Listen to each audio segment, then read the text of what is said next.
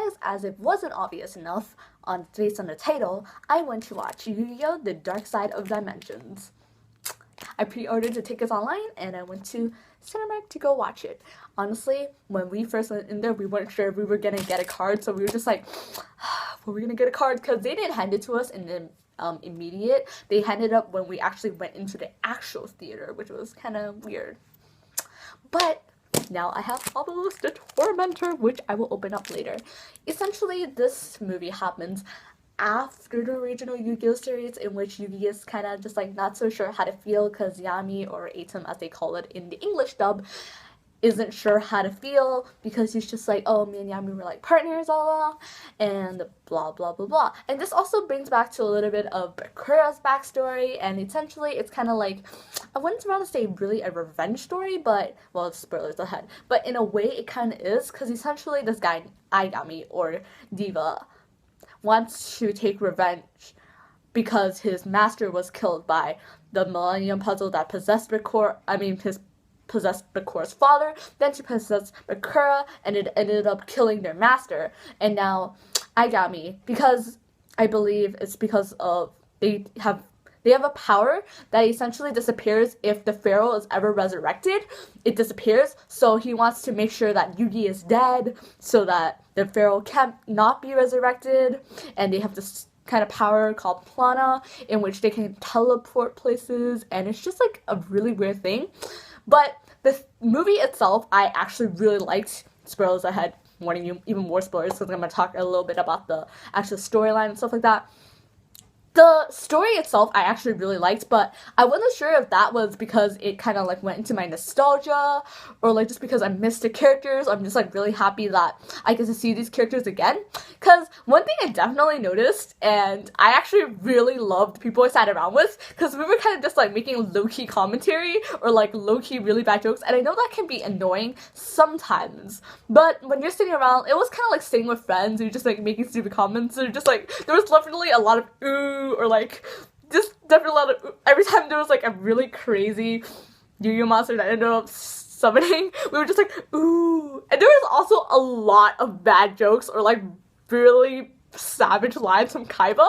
Like, legit, Kaiba, if you're going to watch a movie, listen to Kaiba's lines. They are straight up savage. Like, he is roasting, constantly roasting all of the other characters. Okay, but honestly, in general, there are so many great quotes from the Yu-Gi-Oh movie. Like, you're defending me with the fruit? Damn, my cardio is bad. Well, at least you look better now. And it's like, there's this, I guess since I'm saying these quotes out of context, you might not really get them, but like, honestly, Kaiba's ridiculousness and his overconfidence as a character is really showing in this movie.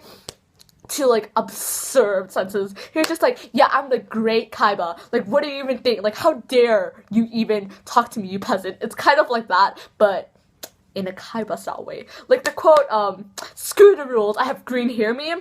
Oh my god, that describes him so much. Like, honestly, the one thing that kind of irks me about the movie itself was that it doesn't make sense. Like, the dueling wise, like, I'm not even like a huge duelist or something, but they were literally like pull monsters from like first turn, and it was just like a whole ridiculous thing. And there was also a new thing that got appeared in this video at the same time. It's called dimension summoning, and essentially the thing is that you use your spirit power to kind of power your monsters in a way. Just like, you don't have to like sacrifice anything, and like, instead of getting the damage, battle damage, you get the damage of the attacker cards, and it's just like, the animation itself looks really amazing. Taya got super cute. Like, I'm not even kidding. Like, Taya's animation was just like, she's super cute now. She's super moe. She rocks what she's wearing.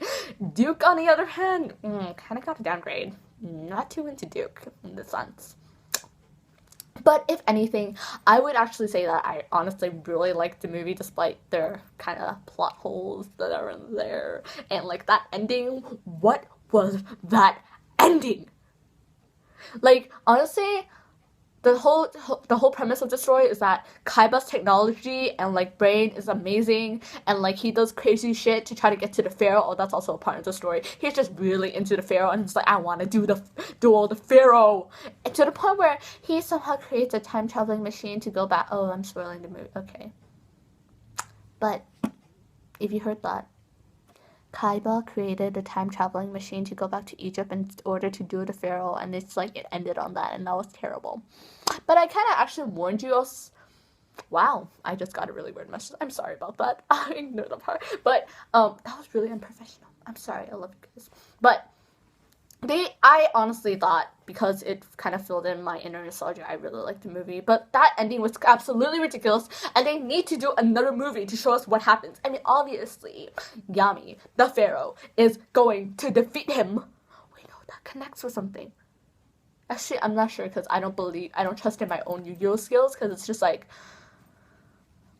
it's like, I watched it a really long time ago, but if anybody else would like to give their input on the Yu-Gi-Oh movie below, that would be absolutely great, because I'm kind of like a super casual Yu-Gi-Oh fan. At the same time, I'm really happy that I got to see as much Yu-Gi-Oh fans around me. Like, honestly, it was kind of weird, and maybe we were just like the really horrible group at the theater, and if you guys were there, if any of you watching this was there, I'm really sorry for my group of friends or like people around us, because we were the one that oohed for everything. We laughed at all of the corny jokes. Like, whenever Kaiba said a really lame line, me and my friends were just like laughing like crazy about that.